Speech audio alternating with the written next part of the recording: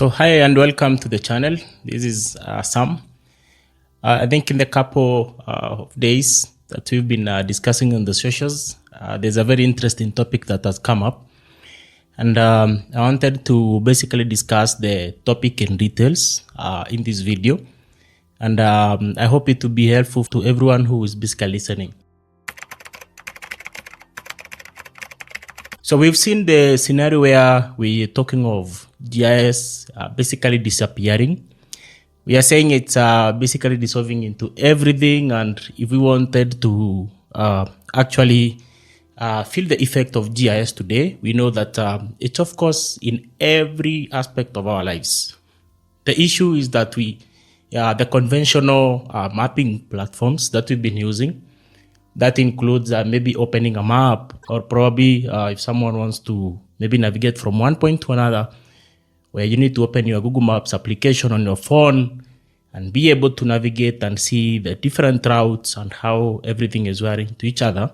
That's where it's no longer, we are getting them more integrated into various applications that we are using on a daily basis. So in case, the topic that we were discussing is basically not that GIS has basically disappeared, but it is working at the back, maybe to put it in a simple language. Ideally, when you think of most of the applications today, you think probably it's a big ERP system, but at the back, there probably some calculations or some computations or some analysis that are happening behind the scenes. So are we consuming the application? Is it a GIS? Is it like a conventional application that has a GIS capability, or is it a GIS system that has some other capabilities? So I think the definition between those two parts forms our basis for the narrative. And it will be based on mostly on what we think or what we want to, the perspective that we want to take the matters into. Ideally, if you look at most of the, I think most of you have come from backgrounds where you are told you need to learn QGIS, you need to learn ArcGIS. Then from there, probably you can look at web mapping. From there, you can look at mobile GIS.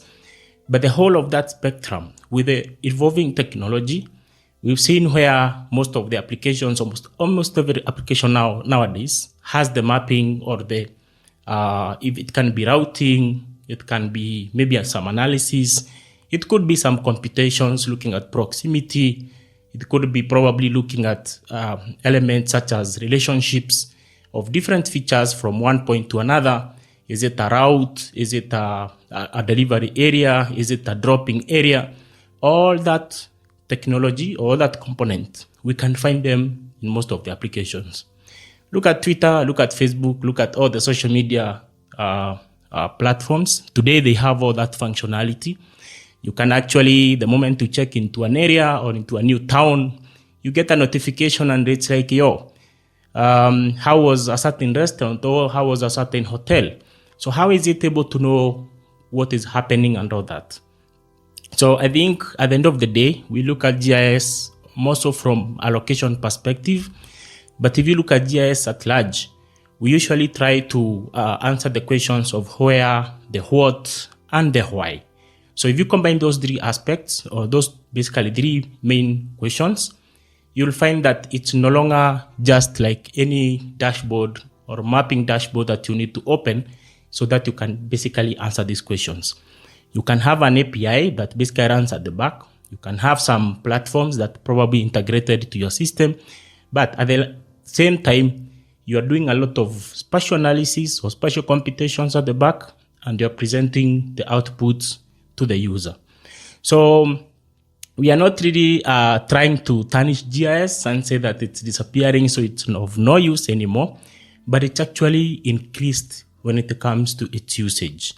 And today, I think 10 years ago, personally when I started, of course there were those aspects where even myself trying to explain to someone what GIS is, it was so weird because you'd explain to someone and everyone would be like, is it like Google Maps? Is it like surveying? Essentially, all these questions are the same. Yes, Google Maps is type of a GIS platform that we have, but trying to explain to someone how or what GIS really does, it was kind of hectic because, one, I also didn't understand it in details. So there are those elements where by now today, it has become so integral. You talk of location, everyone understands location. You talk of, or you ask maybe of a certain element in a certain famous application, and someone will tell you maybe they know or they've heard of it. So essentially, this is where we see the increment in the use of GIS. And this increment comes with a lot of responsibilities as an industry. And of course, this will affect our work as GIS specialists or professionals. And how does it affect? If you look at, for example, the different aspects of GIS, we've been building applications that maybe someone goes to a map, they draw an area of interest, and then you click a button and some analysis is done, and the outputs are presented to the user. What if you have a situation whereby you just open a platform, you type in a sentence or you type in a question, and you just get what you needed as someone who has done the geofencing and be able to do some analysis.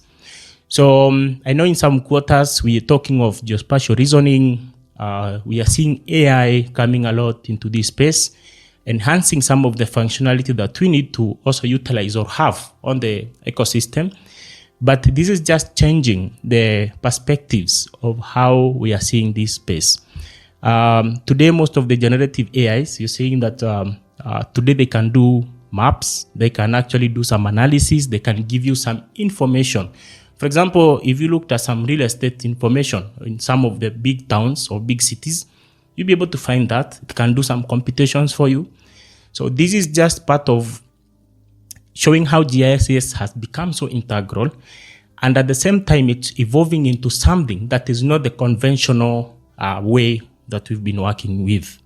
So if you're building a solutions as a GIS developer or as a GIS analyst, you need to also put this into consideration, because the end users will basically be people who are in some of these famous platforms or famous ecosystems, such as the AI platforms. So you need to come up with a tailored solution that will basically be used by this person. The other element is the aspect of tools. When it comes to tools, of course, we know the famous or the go-to tools in the GIS space.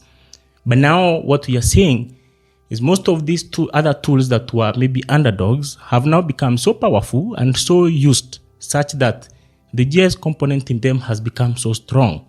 Look at, for example, the CAD systems. Look at, for example, some of the integrations that we used to do for the different computations. The functionality or the tools themselves have really grown.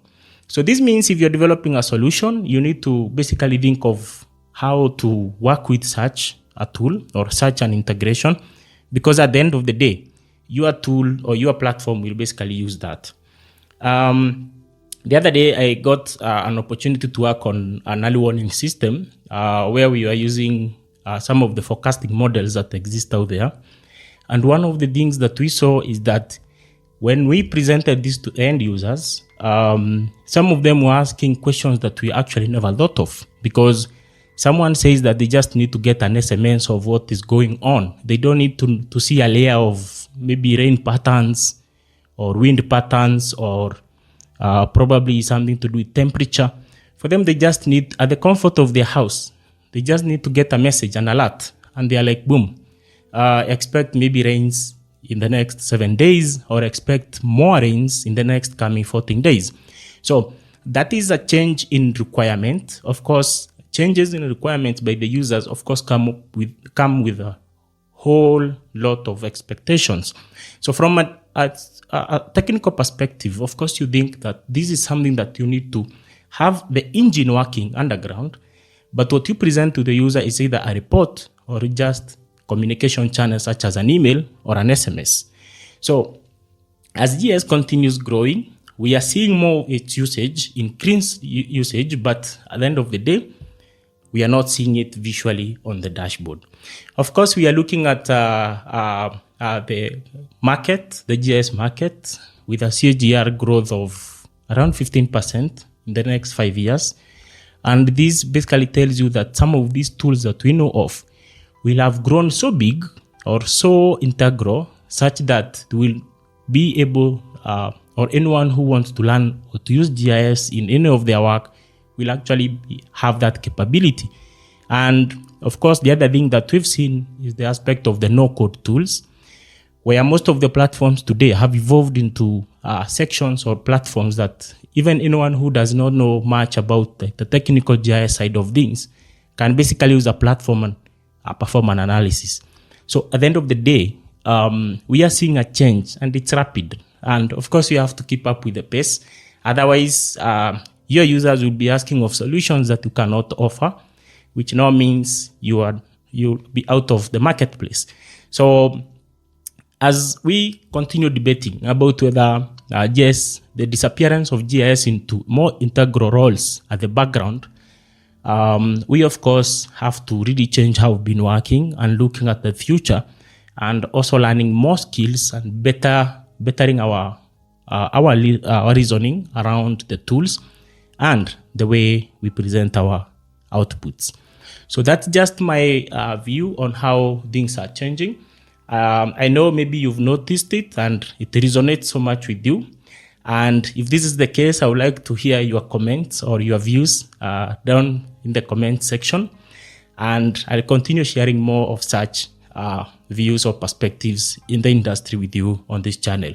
So if you've not subscribed, kindly do that. And of course, be a spatial leader and continue sharing more insights into the industry.